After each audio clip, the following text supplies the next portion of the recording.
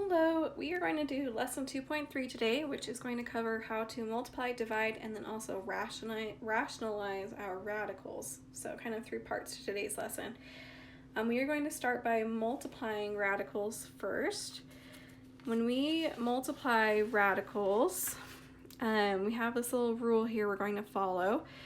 If we have one radical and another radical and we want to times them together, as long as the index matches, which is that little n number inside the little nook there, if those n's are the same number, then you can just go ahead and times the inside, which we call the radicand. You can just times those two numbers together. But again, you can only combine if that index is the same. So these numbers, they need to match. So let's look at some here. So can we simplify this one? We have a fourth root of 7 and a fifth root of 7. So the insides match, but the index does not match. Remember, the root type needs to match. So no, the index does not match. So it doesn't matter if the inside numbers are the same. We need those indexes to be the same. Okay, so the index doesn't match on that one.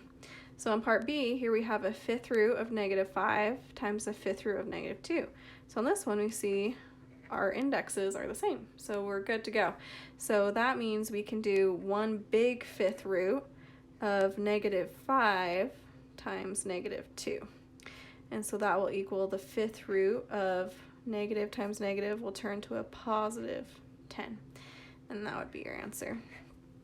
So that one's good to go. As long as those indexes are the same, we're good. Okay, let's try some harder ones.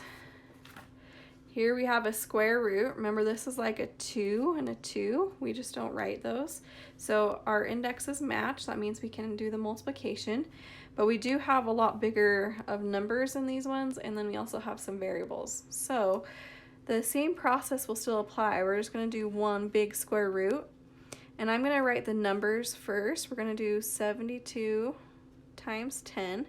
And then I'm going to put the x's together. We have times an x cubed times an x.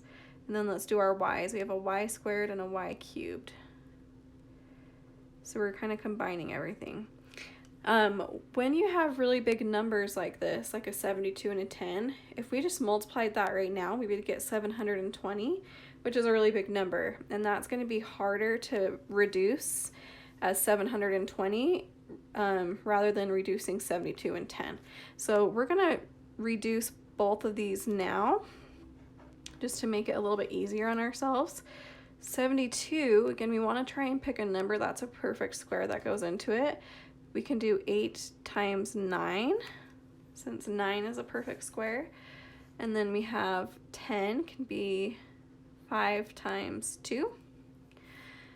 And then I'm just going to leave the x's for now. We have all those variables there. Let's just look at the numbers. But then 8 can get broken down again. We can do 4 times 2. So we have all of these numbers here. And then again, we have all those variables. We'll just leave those for a second. So we can take the square root of 4, right? Because 4 is a perfect square. So the square root of 4 is 2. That's going to move out in the front. The square root of 9 is 2, or is 3. So that's going to come out front. We can times those two together. But then look here, we have 2 times 2 here. Well, 2 times 2 is 4, right? So since 2 times 2 is 4, we can take that square root of 4 again. Square root of 4 is going to be another 2 that can come out. So really all of these ended up canceling, and we only have that 5 left on the inside. And we can take these three numbers and times them together. So 2 times 3 is 6, times 2 is 12. So we're going to have a 12 in the front and a square root of 5. So that's our number part. Let's look at our x's really quick. We have x cubed times x. This is like a power of 1. Remember, when we times the same base, we add the exponents. So 3 plus 1 would be 4. So this would be like an x to the 4th here. And then with our y's, we would add the 2 and the 3, which would give us a y to the 5th. So if you remember back to earlier in the unit, this is like a 2 in the corner, a square root. If this is an even number, we can just go ahead and divide it. 4 divided by 2 is 2. I'm going to write this off to the side. Square root of x to the 4th, like a 2 here, 4 divided by 2 is 2. So that means it's going to go in evenly, and we just get an x squared back. So 4 divided by 2 is 2, and everything comes out of the square root. But when we have an odd number and a square root, let's look at our y to the 5th. 5 cannot get divided by 2 evenly, right? So we did that little trick where we split it up and do the even number with 1 on the outside. So that way I can take the square root of an even number. Square root of y to the 4th is going to be y squared. And then since we just have one y here, that's going to get stuck in the square root. So we have a y there. So the x squared, that just came out of the square root. We don't have anything left over since it was even. For the y to the 5th, we broke it up to be a y to the 4th and 1y, so that we could take the y to the 4th out into a y squared, out front of the square root, but then one of the y's stays inside. So now we just need to put all the parts together. We have our number part, our x's, and our y's. So let's do everything that was not in a square root. We have a 12, an x squared, and a y squared, not in the square root. So 12 x squared, y squared.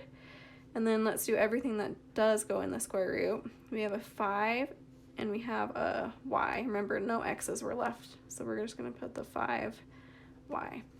And that will be your answer there. Okay. So I know that can be a little intimidating. Let's try another one. So again, we have square roots here. They're both like a 2. So since the indexes match, we can go ahead and combine them into one big square root. We're going to put everything together. I like to write them in order of numbers first. So we're going to do 45 times 35. And now let's times x to the 5th times x. And then let's do the y's. So y cubed times y to the 4th. But again, we have some big numbers here. So we're going to break those numbers down. It's going to be easier to break the numbers down rather than if I times 45 times 35. That's a big number. It's 1,575. I don't want to have to try and find the roots of 1,575. So I'm going to do it based off of these smaller numbers to make my life a little bit easier. Factors of 45 are 9 times 5, right? And then 35 is 7 times 5. So if we have this in our square root, we can take the square root of 9 because it's a perfect square. Square root of 9 is 3, so it's going to come out and be a 3. 7 is prime. We can't do anything with that, but we have 5 times 5 here. 5 times 5 is 25, right? 25 is a perfect square. Square root of 25 is 5. So whenever you have repeated numbers like this, we have 2 5s, they're just going to come out and be a 5. The square root of 25 is 5. So those both come out. So all we have left is that 7 inside the square root. And then on the outside we have 5 times 3, which is 15. Okay, let's go and do our x's now. Remember, this is like a power of 1. So 5 plus 1 is 6. We get an x to the 6, which is even. Those are nice because if I try and take a square root of an even number, we divide it. 6 divided by 2 is 3. It goes an even. So x cubed is going to come out front now. Now let's look at our y's. We have a y cubed and a y to the 4th, which those together, 3 plus 4 is 7.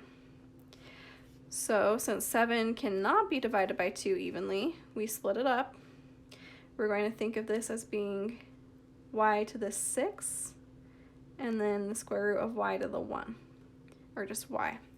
That way we have our even 6 number that can be divided by 2. So 6 divided by 2 is 3, and it's going to come out of the square root since it went in even. But then y cannot come out of the square root since it's not an even number. So we're going to have a y cubed come out, but then this other y has to stay inside. And that's going to be our answer. So I drew my square root a little bit too big there. So part of our numbers came out, our x's came all the way out, and then part of our y's came out with one y left on the inside. So let me just rewrite that a little bit prettier. 15x cubed y cubed times the square root of 7y. So it looks really intimidating when you're going through it and there's all these parts. Just split it up. Just do the numbers, get the numbers all done, then do your x's, get the x's done, and then do the y's and put it all together. So put the pieces that come out in the front and the pieces that have to stay inside the square root inside. Okay, let's look at multiplying when you have a binomial instead of just one term. So just like when we would multiply like a binomial x plus 2, here we have a number and then a root. We can still FOIL it the same way. So we're going to FOIL first times first. So I'm going to do 4 times 5, which is 20. And then here I'm going to do outside to outside. But if I have a whole number times a root, what you're going to do is you're just going to times those whole numbers together. So I'm going to do 4 times 4, which is 16. And then that square root of 2 is not going to change. It's going to just stay a square root of 2. So you're just multiplying those coefficients together. Now we're going to do inside to inside. So same scenario, we have a whole number and a root. So I'm going to take the 2 and times it by the 5. So 2 times 5 is 10.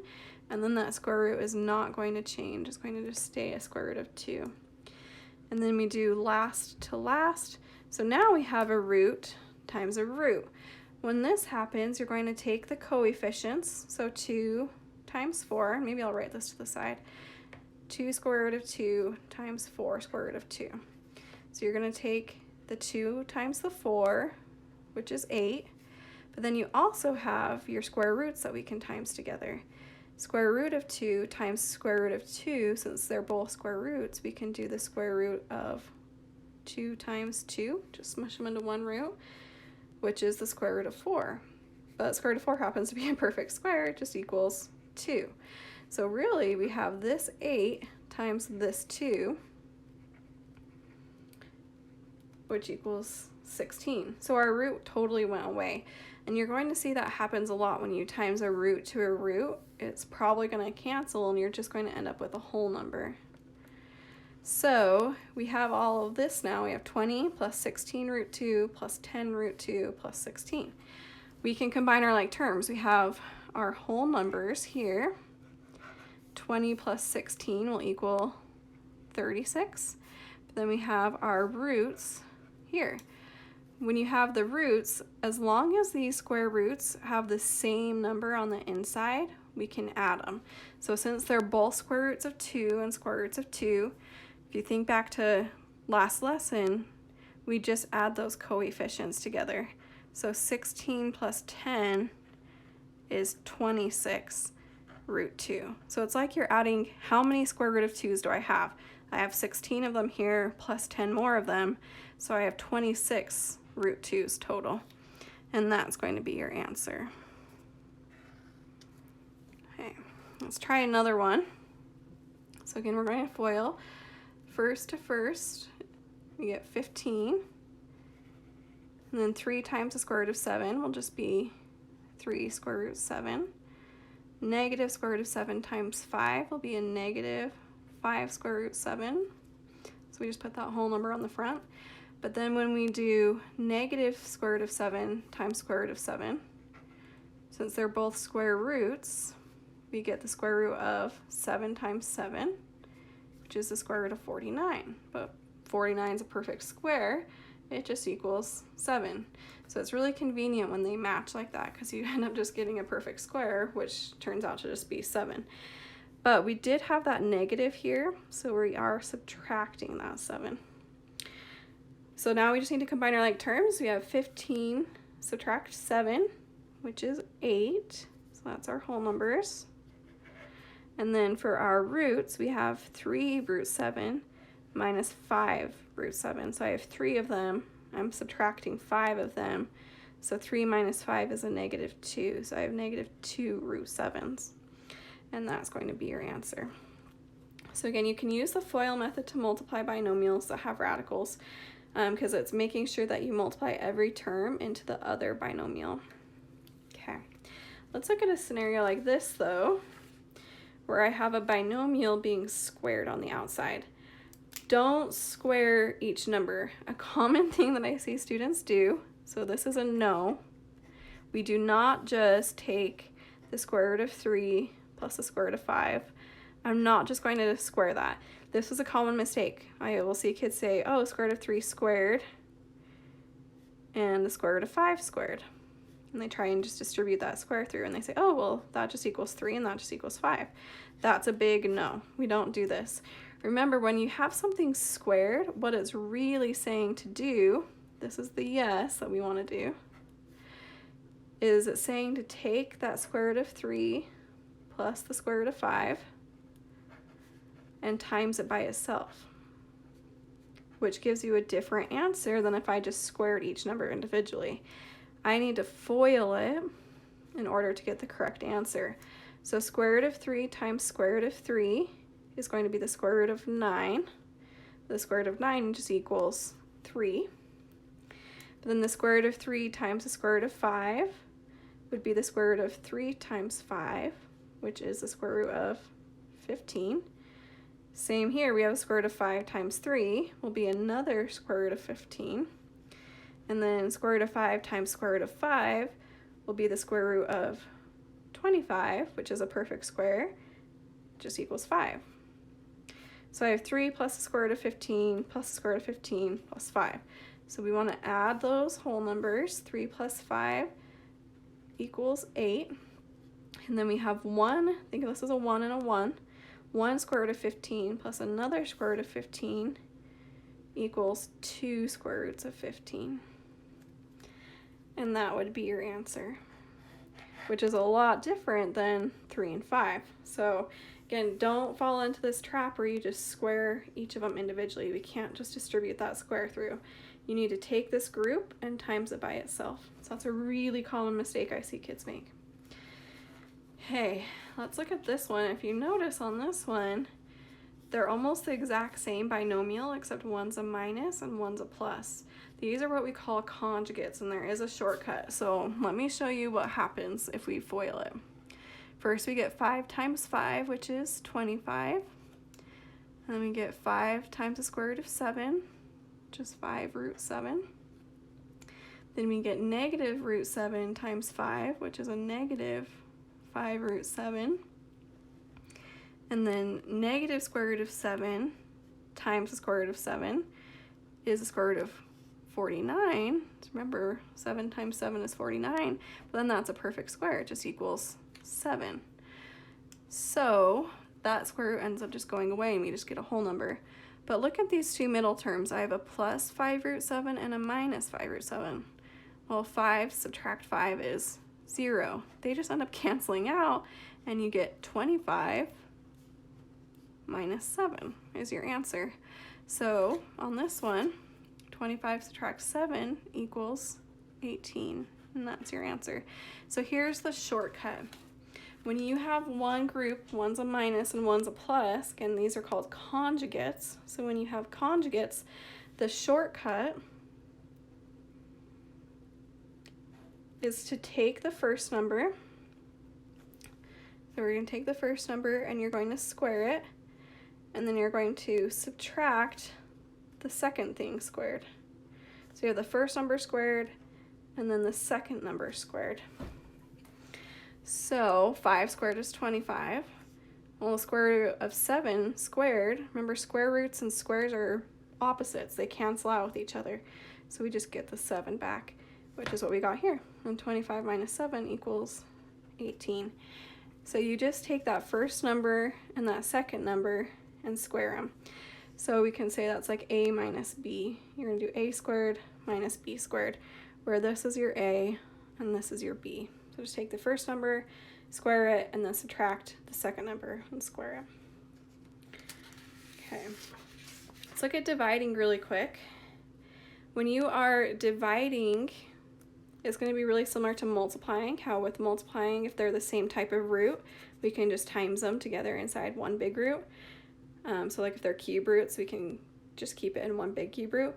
Same with dividing. If I have a square root divided by a square root, I can just do one big square root. Or if I have a cube root divided by a cube root, I can do just one big cube root. But again, they have to be matching root types. With dividing, sometimes this format is better, sometimes this format is better. So it's just good to know how to write it both ways, because depending on the situation you're in, one way might be better than the other. So you just want to be good at going back and forth between them. So again, here's your rule. If you have the same index type, so again, this root type needs to match, then you can either do the fraction over a fraction, or you can just do one big square root of the fraction. Let's practice them. So here we have the square root of 18x to the 5th over the square root of 2x cubed. So since they are both square roots, I can turn it into one big square root and do 18x to the 5th over 2x cubed. So this is helpful because now I can divide those numbers. 18 divided by 2 is 9. And then now we can look at our x's. Whenever you're dividing x's, what you're going to do is subtract those exponents. So I have 5x's divided by 3x's, which leaves me with 5 subtract 3 is 2x's left over. So we have the square root of 9x squared, but we're not quite done. It'd be easy to say, oh, I'm done. Except you need to think to yourself, can I simplify it? 9 is a perfect square, right? The square root of 9 is 3, so that can come out.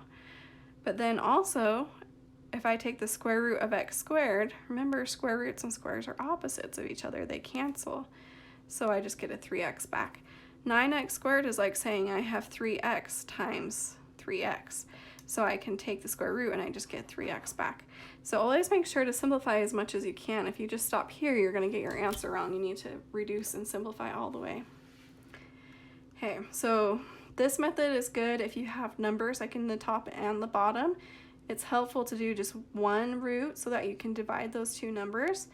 But one like this one is easier to simplify before you do one big root, because 25 and 4 are already perfect squares. So instead of doing it in one big square root, if I did 25 over 4, that's going to be messy because 4 doesn't go into 25 evenly, and I can't reduce it at all. So writing it in that format doesn't help me. It's actually better to keep it as split up square roots. Because if I just do them split up, the square root of 25 is 5, and the square root of 4 is 2. And then I get a nice 5 halves. So again, like I said, sometimes this format is better, sometimes this format is better. It just depends on the situation. If you have perfect squares, it's easier just to keep them split up. If they aren't perfect squares, you want to probably put them in one root so that you can simplify the fraction. So kind of just think which scenario will work better for me. Okay, last thing is rationalizing radicals. So when we rationalize radicals, what that is saying is when we divide by radicals, we consider it improper. Someone somewhere decided that having a square root or a cube root in your denominator is improper. So we do something called rationalizing the denominator to get rid of the radical in the bottom of your fraction. So remember, we can't actually change your fraction. So we can only multiply by the same thing on the top and the bottom, which is essentially just multiplying by 1 in order to keep your fraction even on the top and bottom. So when you're rationalizing, again, this is going to happen when you have square roots in the denominator. Some mathematician somewhere decided this was improper, so we have to get rid of it. Here are the steps to doing that. First, you're going to simplify each term. Then you're going to multiply the top and bottom by the expression that makes it turn into a whole number instead of a root. And then you're going to simplify. So here is kind of how that works. If I have a square root in the bottom like this, I want to get rid of this by timesing it by itself, because the square root of 3 times the square root of 3 equals the square root of 3 times 3, which is the square root of 9. But the square root of 9 is a perfect square, that just equals 3. So what happens, this is kind of a long way of writing every step out. If you times the square root by itself, it just turns into that number. So you can kind of skip these middle steps and just go straight to the 3. But like I mentioned before, if I times the denominator by something, I have to times the numerator by the same thing in order to keep it even. So on this numerator, I have a whole number times a root. I can't really do much with that other than just saying it's 2 square roots of 3. So here's my numerator, here's my denominator. 2 square roots of 3 in the top over 3. And that's how you would write it in the proper form. So this is what we call proper, and this is what we call improper. We don't want to have that root in the denominator, so you have to get rid of it. So like on this one, if I want to get rid of a square root of 5, I need to times it by itself, which a square root of 5 times a square root of 5 just equals 5. But then I also need to times the top by that, so that I get 4 square root of 5 over 5. So again, you can get pretty quick at it. It doesn't need to be super complicated. You don't need to write all these steps out. If you just remember timesing a root by itself, you get that number back. So what do you do though if you have a whole number and a root? You're still going to times it by itself on the top and the bottom. So if we do the whole numbers, 4 times 4 is 16. But then the square root of 3 times the square root of 3 is the square root of 9. Well, the square root of 9 is 3. So we get 16 times 3, which is 48? But then we need to do the same to the top. This one's easy because we just have a 1. 1 times 4 square roots of 3 is just 4 square roots of 3. So let's put that over here. But we can reduce this fraction right here, our whole number parts. So if you can reduce that, you need to. You can't just stop there. Because 4 goes into 4, but then 4 also goes into 48. So if I take a 4 out of each, 4 divided by 4 is 1. So I get 1 square root of 3 on the top. 48 divided by 4 is 12. So I probably wouldn't write the 1 on the top. I would just keep it as just the square root of 3 over 12. Okay. So that's timesing it by itself. Another shortcut that you can do is rather than times it just by the whole number and the root, so here's your other option. If I have this problem, is we don't really need to get rid of the 4. We only need to get rid of the square root, right? So we can just times it by the square root of 3 on the top and bottom. And I think this is a little bit easier, because then we get the square root of 3 times the square root of 3. So we have 4 times the square root of 3 times square root of 3, which is square root of 9. But then the square root of 9 is 3.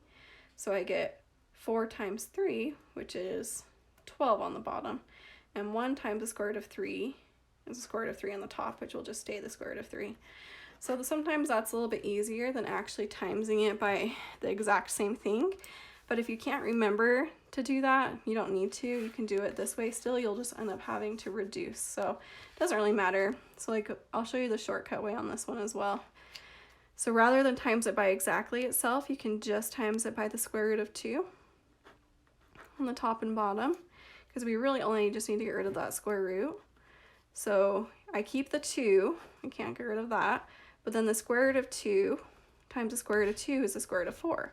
Well, the square root of 4 is 2. So I get 2 times 2, which is 4 on the bottom. And then in the top, I need to times them together still. So I get 3 square root of 2 on the top. And then we have 3 over 4, which doesn't reduce, so we can just stop there. So I do think it is easier just to times it by just the root, but if you can't remember, you can still times it by the exact same denominator. You'll just end up having to reduce at the end, which is still fine. You'll get the same answer either way. So whichever way makes the most sense in your head, go with that. So that was kind of a lot today. We had, again, kind of 3 ideas here that we worked on. First, we practiced multiplying.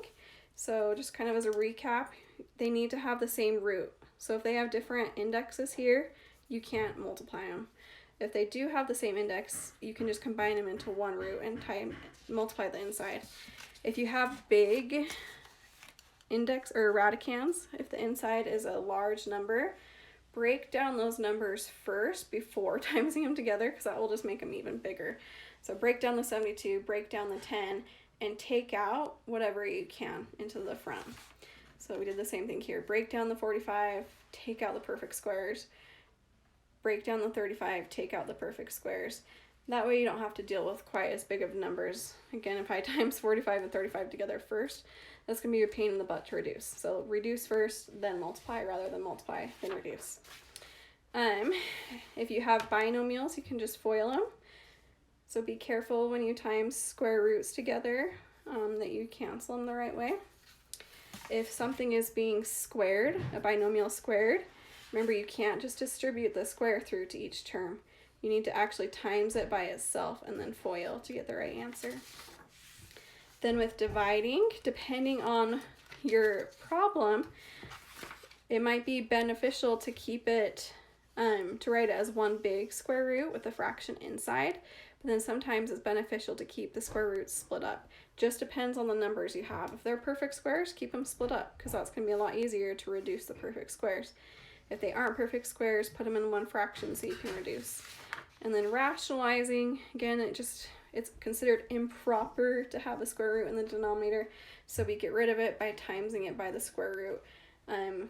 That way we have just a whole number in the denominator, and that is your proper format. So that's how you do the rest of our radicals. That's actually the end of this unit, so you guys will just have a test review next time.